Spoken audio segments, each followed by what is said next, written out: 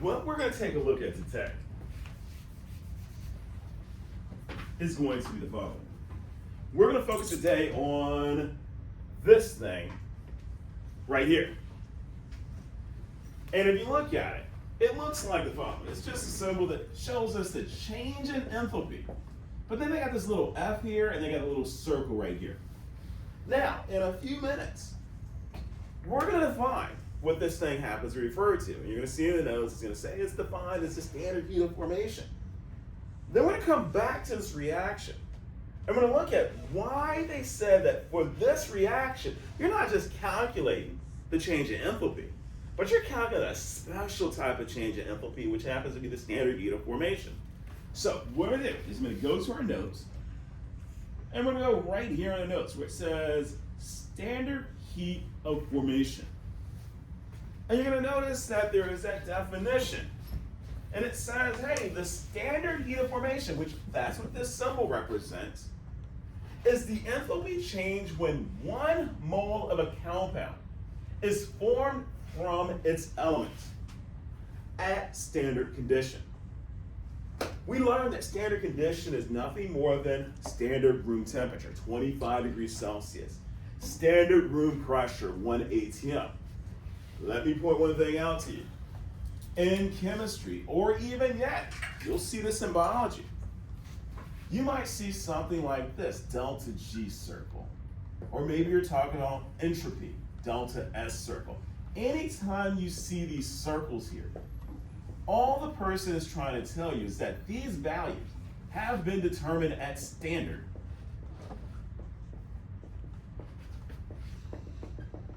Conditions. That's our way that in chemistry we just simply say, hey, you know what, this is at room temperature. When they determine this value, it's at room temperature and also at standard room pressure in this case.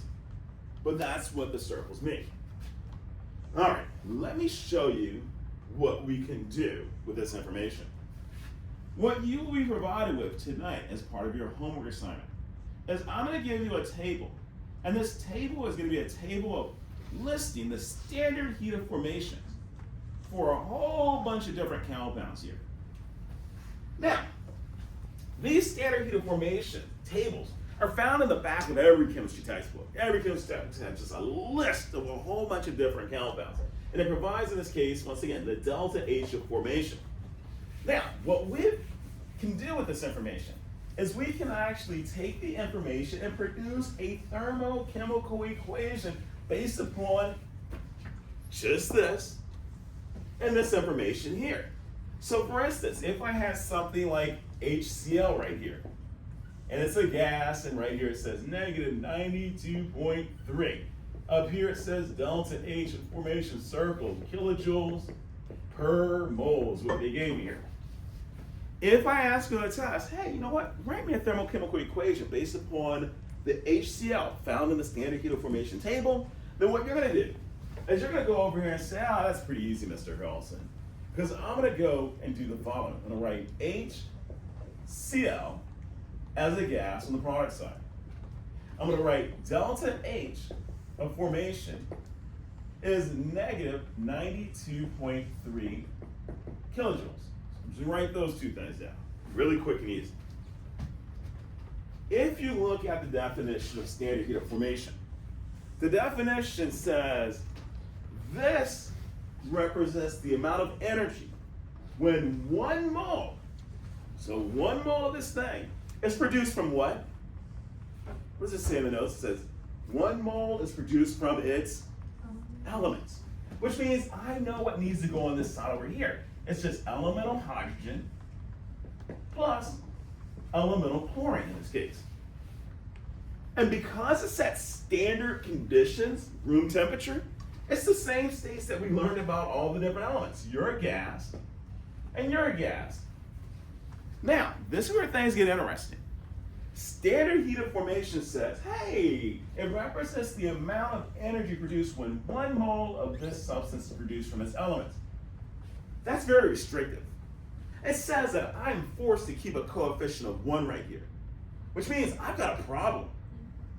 Exactly, I'm gonna have to go over here, and it's forced to make this 1/2, and to make that 1/2 as well. And I'm just doing that so I abide by the actual definition of standard heat of formation. Standard heat of formation is the amount of energy released when 1 mole of a compound is produced from its elements in this case. Let's try this one right here.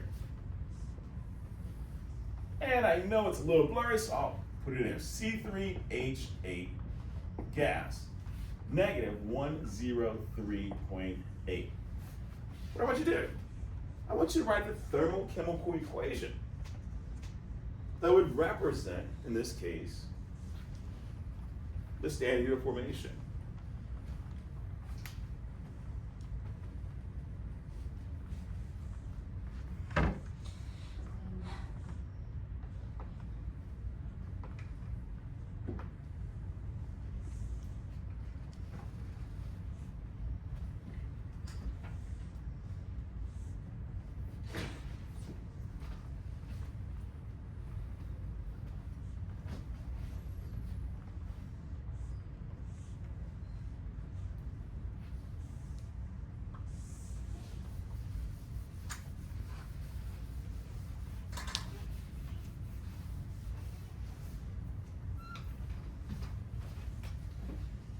So C3H8 tells me that's in the gas state. Standard heat of formation is going to be equal to negative 103.8 kilojoules per mole. And all I'm going to do on this side is my reactants: carbon, well, you're a solid; hydrogen, you're a diatomic gas. I need 3 of you, and I need 4 of you to give me 8, and this would be it. Even if Mr. Rxn on the test was like going to be really mean, and he's like, hey, you know what? I'm going to give them something such as, ooh, look at that one there. That one looks pretty good. What if I gave you this one?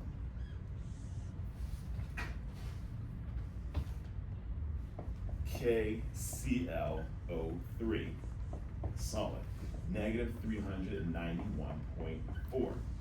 Try that one. I mean, it's the worst as I can get. It's like the hardest one.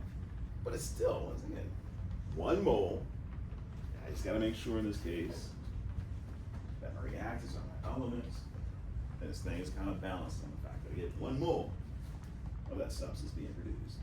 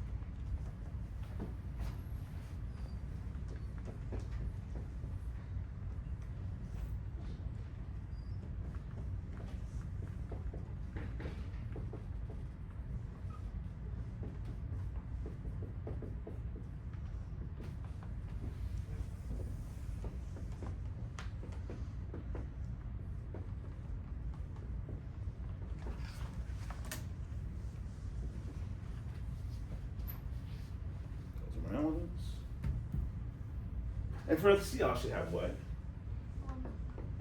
Half. In front of the O2, what do I need? Exactly. Because that would now just give me 3 oxygen signatures. So this would be, once again, my standard heat of formation reaction that would go along with the standard heat of formation.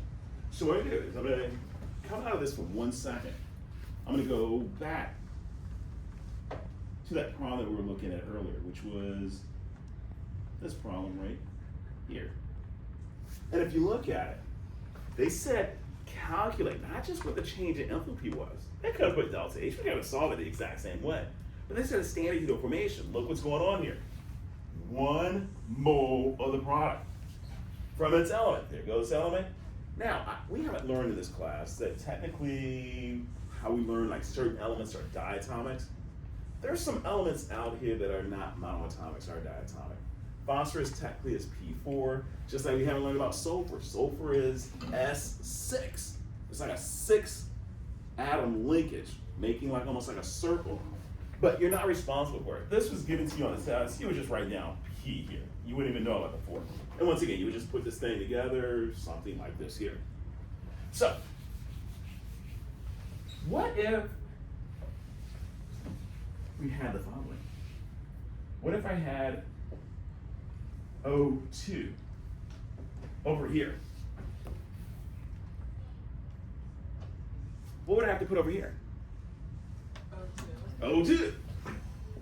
And guess how much energy I would need if it's O2 and it's O2 right here? My delta H of formation would end up being what?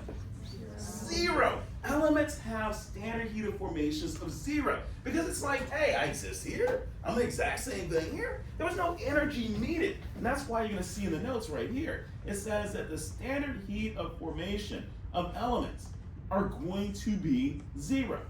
And that is going to be true whether you're a diatomic or a monoatomic element in this case. All right, now, one thing to point out is that these standard heat of formations can actually be used to solve problems like we had last night. Last night, we had Hess's law. We had to manipulate the puzzle pieces to figure out what the heat of reaction is going to be. Not bad, it wasn't difficult. But there's a faster way to get there. And that's to use these tables of standard heat of formations. And only thing you need to know in order to figure out what the delta H of reaction is going to be is you need to know this equation right here.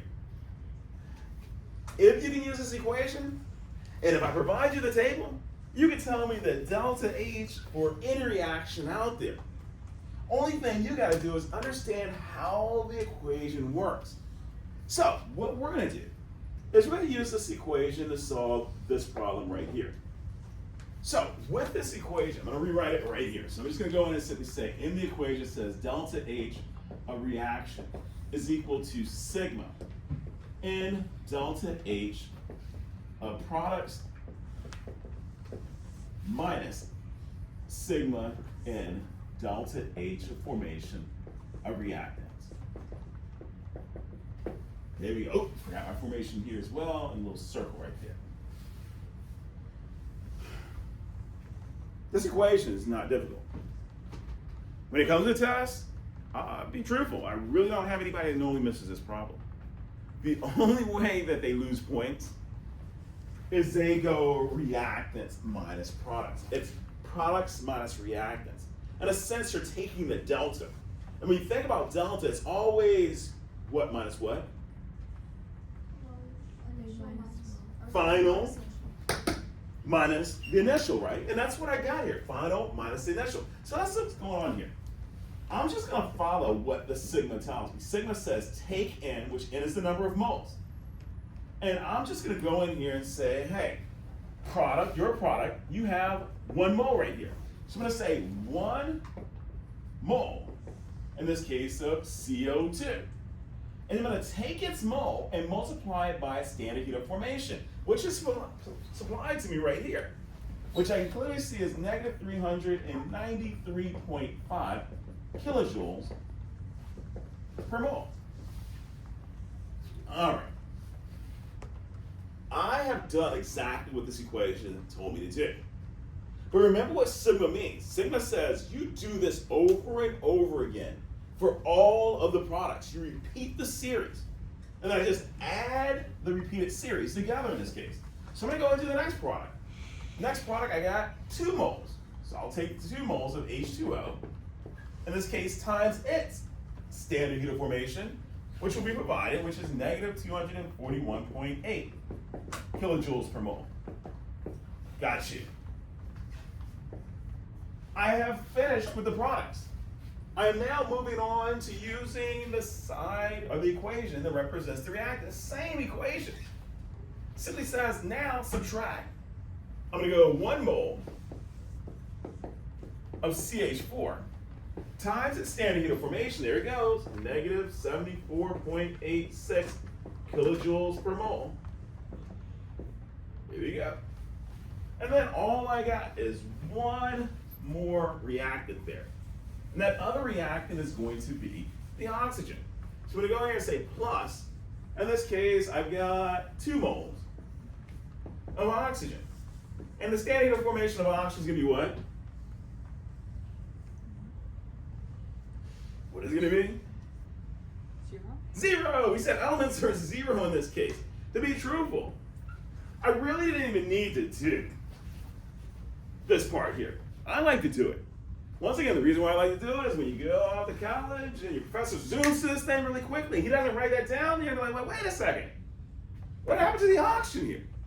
Well, it tells you right there. It was 0. It kind of just washed out in this case. So now what we do is just go through and once again, solve this problem. And what you'll notice is when we look at the solution, it looks something like this right here, where you'll get negative 802.2 kilojoules. So all you remember is products minus the reactants is the way we're going to handle it. We're just taking the number of moles from the coefficients and multiplying it by their standard heat of formations. Now, for this equation did not come out of the air. If you want to know how this equation came to exist, you can talk to me.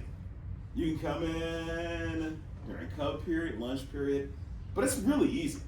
All it is nothing more than them looking at Hess's law. And by looking at Hess's law, they were actually able to kind of